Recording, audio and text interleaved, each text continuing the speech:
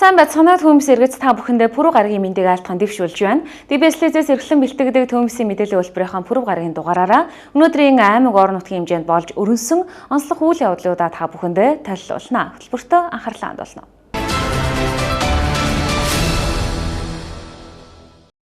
Эхний мэдээ, Дархан хотын хэмжээнд нийтийн тээврийн зогсоолд автомашин байршуулах зөрчил буурахгүй байна.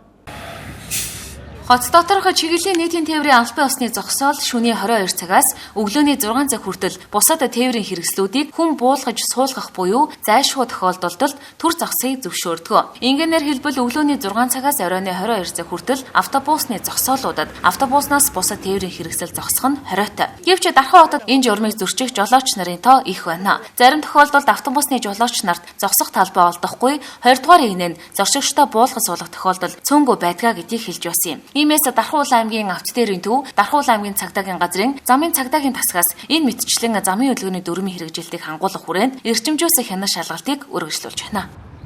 Дархан аймгийн хотын дотор тээвэр болон хууль бус тээвэр, ачаа тээвэр, чиглэлийн тээврийн хэрэгслийн автобусны буудлыг иргэд жолооч нар хааж тавих асуудлууд дээр хяналт шалгалтыг хийж ажиллаж байна. За манай Дархан аймгийн авто дээрийн төв бол хотын дотор тээврийн чиглэлийг ерөнхийд нь хариуцсан ажилдаг. За тэгээ чиглэлийн тээврийн хэрэгсэл болох том аврын автобусыг буудал дээр 7 хоногт 2-3 шалгалтыг хийж ажиллаж байгаа. Иргэдэд мэдээллийг хүргэж аль болох бас автобусны буудал дээр зогсохгүй байх, саад учруулахгүй байх тал дээр бас манай байгууллага хяналт шалгалтыг хийж хамтарч ажиллаж байна. Тэгээ иргэд та бүхнээсээ уриалахад чиглэлийн тээврийн хэрэгслийн буудал дээр зогсохгүй байхыг бас манай Дархан аймгийн авто дээрийн төвөөс уриалж байна. Дархан аймгийн замын цагдаа болон авто дээрийн үндэсний төвийн албаагчид хамтраад нэгдүгээр игнэнд зогсож байгаа бусдын хөдөлгөөний саад учруулж байгаа тээврийн хэрэгслийн жолооч нарт хяналт тавьж болно арга хэмжээ тооцож ажиллаж байна. Энэ зөрчлийн өрөөнд болохоор жишээлбэл чиглэлийн тээврийн хэрэгслийн буудал дээр үдийн цайны цаг болон ачаалттай төвлөрөл ихтэй үеэр бусдын хөдөлгөөний саад учруулж чиглэлийн тээврийн хэрэгслийн буудал тээврийн хэрэгслээ зогсоох мөн нэгдүгээр игний тээврийн хэрэгслээ зогсоох зэрэг эдгээр зөвчлүүд ихээр ажиглагдаж байна. Эдгээр зөвчлүүд дээр арга хэмжээ тооцож ажиллана. Энэ тээврийн хэрэгслэхэд урд тойрны улсын дугаар байхгүй. Тэгсээр энэ чиглэлийн тээврийн хэрэгслийн буудал дээр 40-50 минутын хооронд зогссон гэдэг ойр орчимд байгаа хүмүүс өгж байгаа мэдээлэлээр бол тиймэрхүү мэдээлэл. Тэгэхээр ер нь бол замын хөдөлгөөний дүрмдээ болохоор 22 цагаас өглөө 6 цагийн хооронд хүн буулгаж суулгах зорилгоор төр зогсолт хийхийг зөвшөөрдөг. Бусдаар бол чиглэлийн тээврийн хэрэгслийн буудал автобусны зогсоол дээр огт зогсолт хийхгүй гэсэн. Тэгэхээр манай иргэд жолооч нар анхааруулж хэлэхэд чиглэлийн тээврийн хэрэгслийн буудал дээр тээврийн хэрэгслээ зогсоохгүй бусдын хөдөлгөөний саад учруулахгүй байхыг Дархан аймгийн цагдаагийн газраас зөвлөж байна. Одоо жишээлбэл энэ машин дээр ямар арга хэмжээ авах вэ? Ер нь торгуулийн арга хэмжээ хэдэн төгрөг байгаа вэ? За чиглэлийн тээврийн хэрэгслийн буудал дээр зогссон тээврийн хэрэгслийн жолооч нарт зөрчлийн тухайлын 14-7-гийн 35-1 залтаар 21-20 мянгаар арга хэмжээ авдаг байгаа. Энэ улсын бүртгэлийн дугааргүй гэдэг дээр нь энэ тээврийн хэрэгслийн хэрэгслээр болохоор 14-7-гийн 12 гэдэг зүйл залтаар 25-25 мянгаар арга хэмжээ тооцогдно. Дархан хотын хэмжээнд нийтдээ 5 чиглэлд захилгаан автобуснууд иргэдэд үйлчилж байна. Ихэвчлэн ахмад наснаа иргэд хүүхэд залуучууд, сургуулийн сурагчид тусгай хэрэгцээд иргэд үйлчлүүлдэг учраас бусад жолооч нарыг замын хөдөлгөөний дүрмээр баримтлан соёлдоо зорчиж, зорчигч нарыг хүндлэн чиглэлийн автобусны зогсоолд автомашинаа байрлуулахгүй байхыг уриалж байна.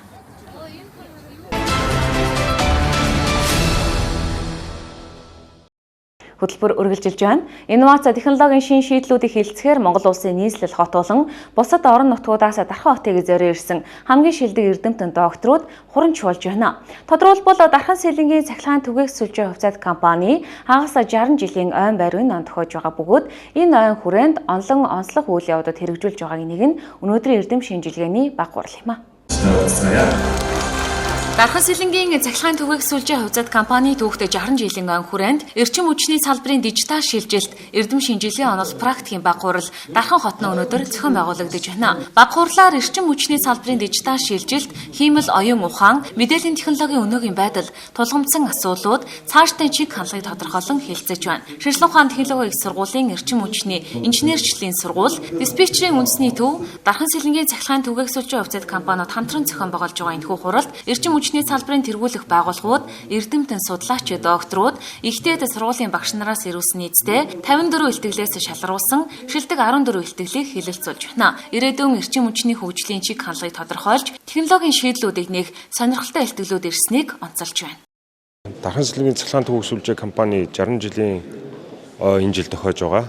Тэгээ бид нар бол диспетчерийн үндэсний төв, шинжлэх ухааны технологийн их сургуультай хамтраад онол практикийн хурал, эрчим хүчний системийн дараагийн үе шат буюу хиймэл оюун ухаан суурилсан технологи руу бид нар энэ жил түрүү жил ингээд суурилуулсан байгаа. За тэгээ энэ суурилуулсан технологи маань бол маш олон давуу талтай байгаад байгаа. Хамгийн нэгдүгээрт бол хабын аюулгүй ажиллагаа хүн орохгүй бүх удирдлагыг диспетчерээс төвөөсөө хийдэг болсон. Хоёрт нь бол технологийн урьдчилан эвдрэлтийг бол таньж мэдж, за тэнд одоо 7 хоногийн дараа тэнд одоо эрсдэлтэй трансформатор байна ч гэдэг юм уу те. Гэх мэтлэн биднэрт бол олон давуу талыг бол бий болгож байгаа. Тэгээ урьдчилаад бид нэр эвдрэл гарахаас өмнө очиж юмаа янзлах, найдвартай эрчим хүчээр хангах нөхцөлөө улам сайн бүрдүүлж байна гэсэн иймэрхүү шинжилгэүүдийг хийж байгаа онцлог талтай юм аа. За энэ дижитал станц нь бол одоо алсаас удирддаг диспетчерийн шууд удирдлаганд ордог хяналт удирдлага, за хэрэглээ хамгаалалт автоматик дүн шинжилгээний одоо нэг систем дээр явагддаг ABB компани одоо SSC 600 гэсэн юм системийг Монгол улсад одоо анхудаа ашиглалтанд оруулаад бид ингээд хурлаа хийж байна. За энэ системийг дагаад бас SCADA системүүд шинжлэгдэж байгаа. Тэгэхээр өнгөрсөн оны 9 сард нээлтээс ABB компани MicroSCADA 600 гэдэг ийм систем одоо бас ингээ холбогдож байгаагаар бас онцлогтой байгаа. Онл практикийн баг хурлын одоо хамгийн гол ач холбогдол нь гэхээр Монгол улсын эрчим хүчний системд ажиллаж байгаа энэ оюунлаг залуучуудыг дархан хоттой цуглуулж хооронд нь уулзуулах, одоо туршлага судлуулах ийм зорилготой байгаа. За энэ хуралд маань диспетчерийн үндэсний төв ахалж оролцож байгаа. Диспетчерийн үндэсний төв, шинжлэх ухааны технологийн их сургуулийн эрчим хүчний их сургууль оролцож байгаа. Тэгээ мөн одоо дархны технологийн сургууль гэдэг ингээд дандаа ихтэй сургуулиудын эрдэмтэн багш нар, доктор, профессорууд их оролцож байна. За мөн эрчим хүчний салбарт ажиллаж байгаа одоо эрдмийн зэрэгтэй доктор улсууд бас энэ хуралд оролцож байгаа юм онцлогтой байна. Дархан цэцлэгийн цахилгаан төгсүүлж явуулсан компани 60 жилийн хүрээнд шинжлэх ухааны технологийн их сургууль, диспетчерийн үндэсний төв, Дархан цэцлэгийн цахилгаан төгсүүлж гэсэн 3 байгууллагын хамтарсан эрдэмтлийн онол практикийн баг хурал өнөөдөр болж байгаа. Энэ хурлын ач холбогдол бол эрчим хүчний салбарыг ухаалаг эрчим хүч рүү шилжүүлэх, өөрөөр хэлбэл цахим шилжилтөөр ороход энэхүү одоо баг хурлын ач холбогдол оршиж байгаа. Монгол улсын эрчим хүчний системд цахилгаан эрчим хүч, дулаан эрчим хүчний хэрэглээ хамгийн ихтэй 13.5, багадаа 4% өсөлттэй, дунджаар 8% өсөлт ажиглагдаж байна. Энэхүү хэрэглээг хангахын тулд бид бүхэн үйлдвэрлэж байгаа цахилгаан эрчим хүч, дулааныхаа эрчим хүчийг хамгийн орчин үеийн шин техник технологиг ашиглаж захим шилжүүлснээрээ бид бүхэн эрчим хүчний хэмнэлт мөн одоо тасралтгүй найдвартай ажиллагаа хангахад түлхэц болно гэсэн ийм ач холбогдолтой ийм хурал болж байна. Энэхүү онол практикийн баг хуралд хиймэл оюун ухааны алгоритмыг ашиглан төвийн бүсийн нэгдсэн сүлжээний богино хугацааны төлөвлөлт хийх судалгаа, эрчим хүчний салбарын кибер аюулгүй байдал цаашдын төлөв, дижитал технологид шилжснээр шуурхай ажиллагааг аюулгүй явуулахад тулгамдж байгаа эрхцэн орчны асуудал, цахилгаан системийн үндсэн тоноглолын гэмтлийг өршин илрүүлэх AI технологийн хэрэгжилт, судалгааны үр дүн гих зэрэг цаг үеийн онцлог олон илтгэлүүд хэлцэгдэж байна. Эрчим хүчний системийн найдварчлалтыг дээшлүүлэхэд чухал үүрэгтэй байдаг учраас энэ хэрэглээ төлөвлөлтийг онцолж илүү судлаад байгаа. За энэ бол үндсэндээ богино хугацааны төлөвлөлтийн маань хамгийн гол суурь амин цөм хэсэг нь байдаг. За энэ төлөвлөлтийг болохоор өмнө нь бол угаасаа бид нар уламжлалт аргаар судалдаг байсан.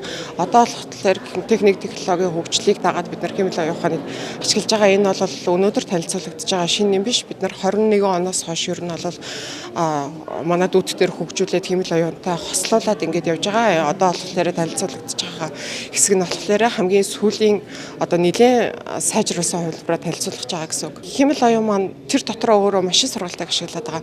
Машин сургалт гэдэг нь болохоор их өгөгдөл дээр ажиллах чадвартай, машин сургалт дотроо хяналттай сургалтыг хийгээд байгаа. Өгөгдөл дээр өөрөө дүн шинжилгээ хийгээд дүн шинжилгээнээс одоо тэр сурсан туршлагаа ашиглаад ирээдүг таамаглах боломжтой үнэн зөвөр. Тэгэхээр хүн бол алдна тийм үү. Нэгэнт хүн өөрийнхөө хийж исэн энэ олон жилийн туршлага юмнуудаа нөгөө хэмэл оюундаа ингээд заагаад сургаад өгснөөр нөгөөх маань хүний алдааг багасгах гэсэн үг. Загварын маань бодит үнэлгээ бол 90% буюу энэ загвар өөрөө Төвийн бүсийн нэгдсэн сүлжээний богино хугацааны төлөвлөлтийг 99%-аар илэрхийлэх чадвартай маа гэсэн дүгнэлт гарсан байна. Монголын эрчим хүчний хөгжлийн загварыг шинжлэх ухааны үндсэлтэйгээр боловсруулах ийм сэдвийг ярьлаа. За яг нь ер нь бол Монголын эрчим хүчний салбарын хөгжил бол мэдээж одоо төлөвлөлтөөр явж байна. Гэтэ энэ төлөвлөлт маань үнэхээр шинжлэх ухааны үндсэлтэй юу гэдгийг л бид нар судалж үзсэн. Хамгийн наад захын жишээ бид нар ямар хөгжилд нөлөөлж байгаа хүчин зүйлүүдийг үнэхээр бүрэн тооцож чадсан уу гэдэг асуудал. Энэний хамгийн том жишээ бид нар би сая хэлтгэл дээр ярьлаа. Бид нар эгийн голын станцыг бараг 60-аад оноос хойш ярьж эхэлсэн. Гэхдээ энэ дээр бид нар зөвхөн өөрсдөө баригаа яваад гаднаас хүчин зүйлүүд нөлөөлдөг. Жишээл Оросын холбооноос. Энийгээ бид нар зөв тооцоогүйгүй шинжлэх ухааны үндсэлтэд тооцохгүй учраас л манай зөвлөлд явахгүй урагшлахгүй байгаад байгаа. Тийм учраас би бол ер нь бол миний судалгааны ажлын гол зорилго одоо эцсийн үр дүн бол ерөөсөө хөгжлийг ярихын тулд заавал шинжлэх ухааны үндсэлтэйгээр судалгаа хийж, тооцоолол хийж, тэгжээж түүнийхээ дагуу төлөлтөө хийл гэдэг л ийм л гол санааг би судалгааныхаа ажлаар гаргаж тавьсан. За түүнийг ч гэсэн саяны энэ хурал дээр ярьлаа. Нийт 14 илтгэлээс шилдэг 5 илтгэлийг тодруулан урамшуулна.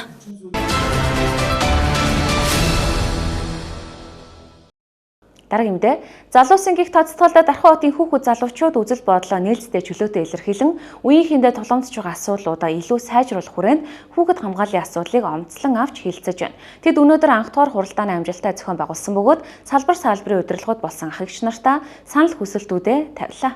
Монголын хүүхдийн өөрийн удирдлагын дээд байгууллага болох Монголын хүүхдийн зөвлөлийн салбар байгууллага Дархан аймгийн хүүхдийн зөвлөлийн 2025 оны анх дугаар хуралдаан өнөөдөр боллоо. Хуралдаанаар энэ 2025 онд хэрэгжүүлэх үйл ажиллагааны төлөвлөгөөгөө баталж цаг үеийн мэдээлэл хүргэж зөвлөлийн гишүүдийн санал хүсэлтүүдийг сонслоо. Тодорхойлбол боловсролын салбар дахь хүүхэд хамгааллын асуудал, эрүүл мэндийн үйлчилгээнд дэх хүүхэд хамгааллын асуудал, хэрэг хянаа шийдвэрлэх ажиллагаанд дах хүүхэд хамгааллын асуудал, эрсдэлтэй нөхцөлд амьдарч байгаа хүүхдүүдийн нөхцөл байдалд хийсэн дүгнэлт, цаашаа давах арга хэмжээ зэрэг асуудлуудыг хэлсэн хариуцсан газар хэлтэс агентлагийн дарга нартай санал солилцлоо. Хүүхдүүд үеийнхэндээ тулгамдж байгаа олон асуудлыг онцлон ярьж хийж хэрэгжүүлэх ажлуудын хүрээнд саналуудаа нээлттэй илэрхийлсэн юм. Бид бүхний 2024 онд хийж бүтээсэн хамгийн том үйл ажиллагаа болох багийн хүүхдийн бүсчсэн чуулганаас гарсан хилцүүлгийн үр дүнд хүүхэд болгон тулгамдж байгаа хамгийн том асуудлууд болох одоо сургуулийн халаалт, дулаалга, за мөн дээрээс спорт заалны чанар стандарт, за мөн дээрээс нь хүүхдийг хөгжих болон үйл явцад бол нөлөөлөл бүхэн үзүүлэх одоо хөгжих өрөө, тасалгаа гэх мэт зүйлсүүдийн хомсдлын талаарх танилцуулгыг бол сая тавьж дуслаа. Бид бүхний хувьд бол яг тус чуулганыг бол яг аймгийн хүүхдүүд одоо хүүхэд болгон тулж ажиллаад за хүүхдүүдэд яг ямар асуудал сургуулийн орчинд болон одоо амьдарч буй хүрээлэн буй орчинд нь яг тулгамдаад байна гэдэг санаа гаргаж өгсөн. За тэгэхээр тус гаргаж ирсэн санаануудыг нэгтгээд аймгийн засаг даргатаа бол хөргүүлэх бидний архим зорилго байсан. Тус зорилгоо сая бас биелүүлээд зогсож байна. За тэгээд ямар асуудлуудыг хэлэлцэн авч үзэж ажилласаа гэж хүсэж байна гэх юм бол мэдээж хүүхдийн хөгжих оролцох хамгаалагдах орчныг бүрэн гүйцэд сайхан бүрдүүлж өгөөсэй гэж бас хүсэж байна. За мөн дээрээс нь багийн одоо хөгжлийн төвүүдийг бас ингээд нэлээд өргөжүүлээд хүүхэд болгон таниулах үйл явцыг бас таниулж өгөөсэй гэж бас хүсэж байгаа. Удахгүй олон улсын хүүхдийн эрхийг хамгаалах өдөр тохиох гэж байна. За энэ хүрээнд бол аймгийн хүүхдийн төлөө зүйл өнөөдөр хуралдаанаа хийж байна. За энэ хуралдааны үеэр бол хүүхд хамгааллын тухай хуулийн хүрээнд бол 7 хүүхд хамгааллын асуудал байдаг. За энэ асуудлын хүрээнд бол бид нар боловсрол орчинд боловсролын ажлын хүүхд хамгаалал, за хэрэг хянаа шийдвэрлэх үйл ажиллагаанд хүүхд хамгаалал, за мэдээж эрүүл мэндийн салбарт хүүхд хамгаалал, эрсдэл нөхцөл байгаа хүүхдэд цаашид юу ямар авах арга хэмжээний талаар бол бид нар хэлцлээ. Мөн дээрээс нь өнөөдрийн хурлын хамгийн одоо бус орчин нөхцөлтэй зүйл болох хүүхдүүд маань бол бүсчилсэн хэлбэрээр бол чуулганаа зохиулж бүсчилсэн хэлбэрээр хүүхдүүдээсээ саналыг авсан. Энэ саналаа 5 чиглэлд нэгтгээд өнөөдөр аймгийн хүүхдийн төлөө зөвлөлд бол танилцуулаад цаашд бол аймгийн хүүхдийн төлөө зөвлөлийн дарагт бол уламжилж байна. За мөн дээрээс нь өнөөдөр аймгийн хүүхдийн төлөө зөвлөлтөөр бол нэг уриалга одоо нэг чиглэл бол гарч байна. Нэг уриалга нь бол энэ цахим орчинд хүүхд хамгааллын асуудал. За бид бүхэн мөн бас цахим орчинд хүүхд хамгааллын асуудлаар бол ерөнхий боловсролын сургуулиудаар бас эцэг эхчүүдэд танин мэдэх асуудал буюу өрсөн сэргийлэх буюу аппликейшнуудыг танилцуулж ирсэн. Энэ аппликейшнуудыг өргөн хүрээнд хэрэглэхгүй бол энэ одоо цахим орчинд хүүхд хамгааллын асуудал бол бас өндөр авах нэ гэдэг асуудлаар бол бид нар уриалга гаргаж байна. Хоёр дахь асуудал бол за хөдөлмөрийн тухай хуулийн заасан, мөн хүүхд хамгааллын хуулийн заасан байгууллага бүр төр хувийн хвшил өмчийн хэлбэр харгалцахгүйгээр цалингийнхаа 1% бол тухайн байгууллагын хүүхдэд буюу эцгийн зөвлөлд буюу хүүхд хамгааллын бодлоготой зарцуулна гэсэн энэ хуулийн заалт байгаа. Энэ хуулийн заалтын хэрэгжлийг хангаж ажилласаа гэсэн юм чиглэл бол гарч байгаамаа. Шаардлагатай хүүхд бол гарч ирж байна. Ажлын байранд холбон зуушлах.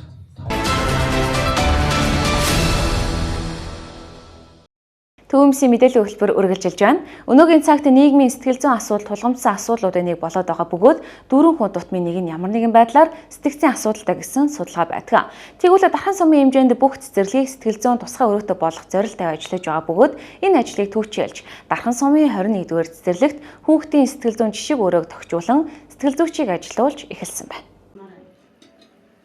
Дархуул аймгийн Дархан сумын 21-р цэцэрлэгт хүүхдийн сэтгэл зүйн эрүүл мэндийг дэмжих зорилгоор хүүхдийн сэтгэл зүйн жишг өрөөг шинээр байгуулан тохижуулжээ. Тус ажлыг Дархан сумын засаг даргын 2024-с 2028 оны үйл ажиллагааны хөтөлбөрийн хүрээнд Стгор багийн иргэдийн төлөөлөгчдийн хурлын төлөөлөгчийн санаачлахаар Дархан сумын орон нутгийн хөгжлийн сангийн хөрөнгөөр хэрэгжүүлэн хүлээлгөө өгчээ. Тус цэцэрлэг нь сэтгэл зүйн үйлчлэгээ үзүүлэх орчны дутагдaltaй байсан хэдий ч боломжит хоосон зай талбайг ашиглан өөрсдийнхөө нөөц бололцоонд тулгуурлан ерхий зохион байгуулалтыг хийж орчны стандарт хэрэгцээ шаардлагад бүрэн нийцсэн мэргэжлийн сэтгэл зүйч ажиллах боломжтой доктортой үйлчлэгээ үзүүлэх нөхцөлийг бүрдүүлжээ. 2025 оны хичээлийн жилд сургуулийн өмнөх боловсролын байгууллага болон цэцэрлэгт бол оронтой нормативыг шинээр баталж өгсөн байгаа энэ жил. Энэтэй холбоотой манай цэцэрлэг нь сэтгэл зүйч гэдэг оронтойтой болоод сэтгэл зүйч авсан. За тэгээд сэтгэл зүйч аваад сэтгэл зүйн өрөөтэй болох юм шаардлагатай болсон. Тэгээд энэ өрөөг яаж үсгэж байгуулж бий болгох уу? Яаж хүүхдийн орчинд дулаахан ая тухтай орчныг бий болгох уу гэдэг байдлаар бид нар бол бас эрэл хайгуул хийгээд тэгээд Дархуул аймгийн Дархан сумын эрдэнэ төлөөлөгчдийн хурлын төлөөлөгч мөнх оргил төлөөлөгчийн дэмжлэгээр тийм ээ Дархуул аймгийн орон нутгийн хөгжлийн сангаас 10 сая төгрөгийг бол энэ өрөөнд бол хандив болгож өгсөнд бид нар бас баяртай байгаа. Энэгээр дамжуулаад бас мөнх оргил төлөөлөгчтэй олон талхаа даргатаа баярлалаа гэж хэлье. За тэгээд хүүхдийн сэтгэл зүй гэдэг бол маш чухал зүйл. За томчууд хүмүүс эцэг хасрын хамгаалагч нар бол хүүхдийг хүүхэд гэж ойлгодог, баг гэж ойлгодог.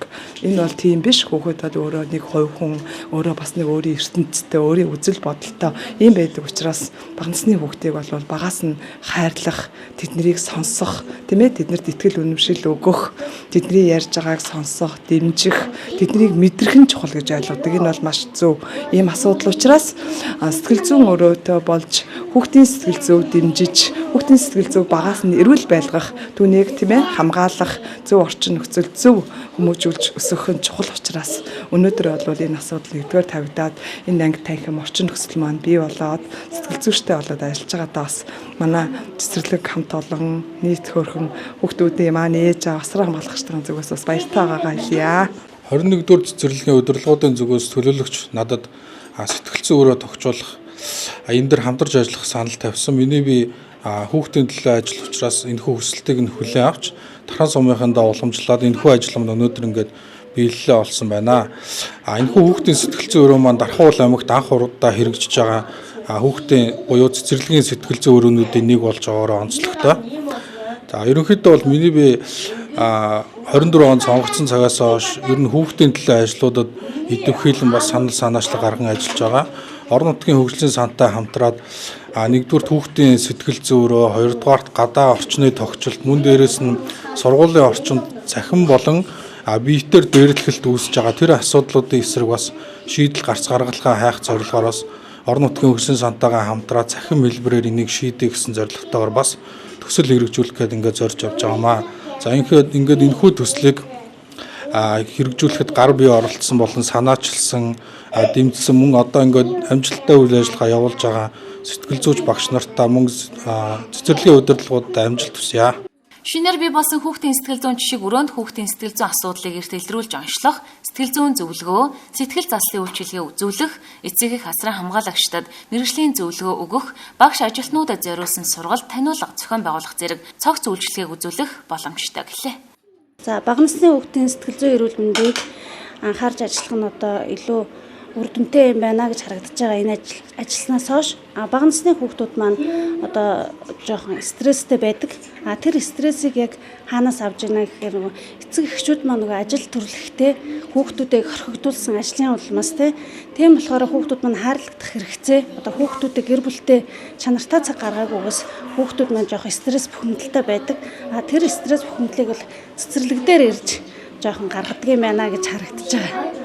Тийм болохоор хүүхдийн одоо сэтгэл зүйн эрүүл мэндийг бага наснаас нь анхаарч эцэг эхчүүдтэй хамтарч ажиллах нь илүү үр дүнтэй юм байна гэж харагдаж байгаа. За кабинет одоо бэлэн болсноос хойш нэг 12-3 хүүхэдтэй одоо хамтарч ажилласан байгаа.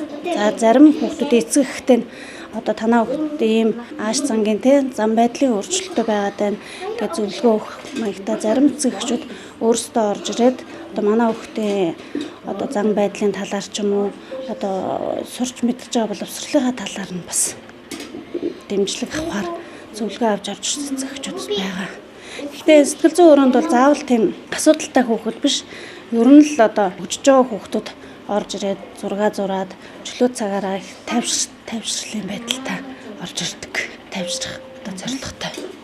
Дархан сумын хэмжээнд 2024-оос 2025 оны хичээлийн жилд төрийн болон хувийн хвшлийн нийтдээ 32 цэцэрлэг үйл ажиллагаагаа явуулж байгаа бөгөөд Дархан сумын зүгээс бүх цэцэрлэгийг сэтгэл зүйн тусгай өрөөтэй болгох зорилт тавин ажиллаж байгаамаа. Энэ хүрээнд бусад цэцэрлэгүүдэд энэхүү жишг өрөө түгээн дэлгэрүүлж хүүхдийн сэтгэл зүйн боловсрол хамгааллын үйлчилгээний хүртээмжийг нэмэгдүүлэхээр зорж байна.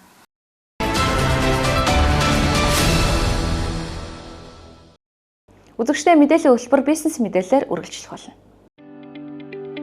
Сайн байцгаана уу дарханчуудаа. Дархан хотын Дархан олон улсын худалдааны төвийн өргөтгөлийн 2 давхарт DataCare компани онц шоурум шинээр нэглээ. Бид та бүхэнд юу санал болгодог вэ гэж юу? Та анхааралтай сонсоорой. Манайх бүх төрлийн баталгаатай үйлдвэрийн чанартай кассийн машин болон дагалдах хэрэгслүүд мөн таны бизнесийн үйл ажиллагаанд тохирсон дэлгүүр, зочлох үйлчилгээ болон цаг захиалгатай холбоотой бүх төрлийн кассийн программыг танд чанартай, баталгаатай яг одоо санал болгож байна. Дэлгүүр зоогийн газрын буюу үйлчилгээний байгууллагуудын кассийн тоног төхөөрөмж, дагалдах хэрэгслийн болон програм хангамж худалдааны цогц үйлчилгээний онц төв, Дархан хотын олон улс худалдааны төвийн шинэ өргөтгөлийн 2 давхарт шинэ салбараа нээлээ. Олон жилийн туршлагатай найдвартай компаниас та чанартай олон төрлийн баталгаатай кассийн машин, баркод уншигч, баримт хэвлэгч мөн өөрсдийн үйлчилгээний бизнес тохирсон кассийн программыг нэг дороо сонгоо авах бүрэн боломжтой. Таны өдөр тутмын үйл ажиллагааг юу хөнгөлдөг гэж кассийн програм. Тэр тусдаа онц танд юг санал болгодог гэж та өдөр тутмынхаа кассийн програм болон кассчин болон явж байгаа бүх төрлийн үйлчилгээгээ хянах боломжтой. Дээрээс нь танд баримттай холбоотой асуудал гарч байна уу? Тэрийг онц шийдэх болно. Онц танд юу санал болгодог вэ? Дэлгүүр, ресторан, зоогийн газар, зочлох үйлчилгээтэй холбоотой бүх төрлийн кассийн программыг бид бүхэн танд санал болгож байна. Дархан аймагт шинэ салбараа шоурум нээсэнтэй холбогдуулан дарханчуудад зориулан нээлтийн урамшуулал болгож бүх кассийн машинаа 10%, кассийн програма 20% хямдруулснаас гадна нэмээд гарын бэлэгтэй гэдгийг онцолъё. I3 болон I5 үзүүлэлттэй нэг талдаа дэлгэцтэй кассийн машинаа 200,000 төгрөг болгож хямдруулсан байна.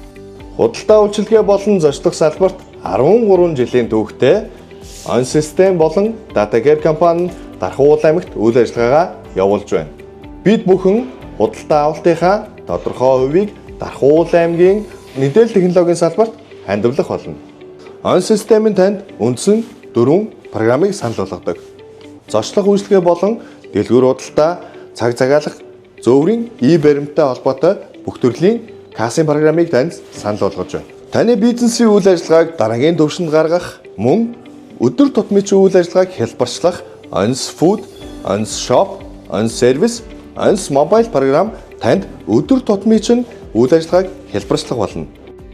Онц Дархан салбар шоурумын шинэ хаяг Дархан олон улс худалдааны төв шинэ өргөтгөлийн KFC талдаа 2 давхарт хамгийн захад байрлаж байна. Цагийн хуваар өглөөний 9-өөс оройн 18 цаг. Харилцах мэдээлэл хуудасны дугаар 90 83 30 76 тэг 6.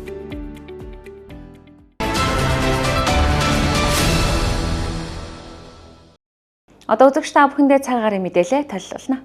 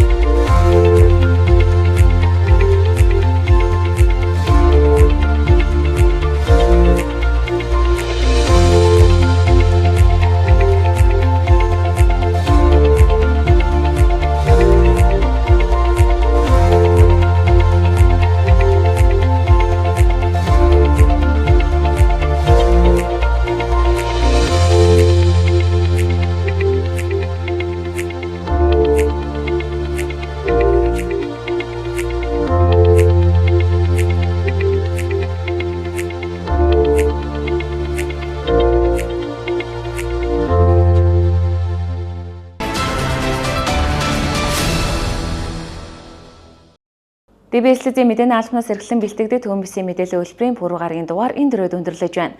Үзэгч та бүхэндээ хөтөлбөрийг анхааран үзсэнд баярлалаа. Маргааш шинэ дугаараараа эргүү уулзъя. Баяртай үзэгчтэй.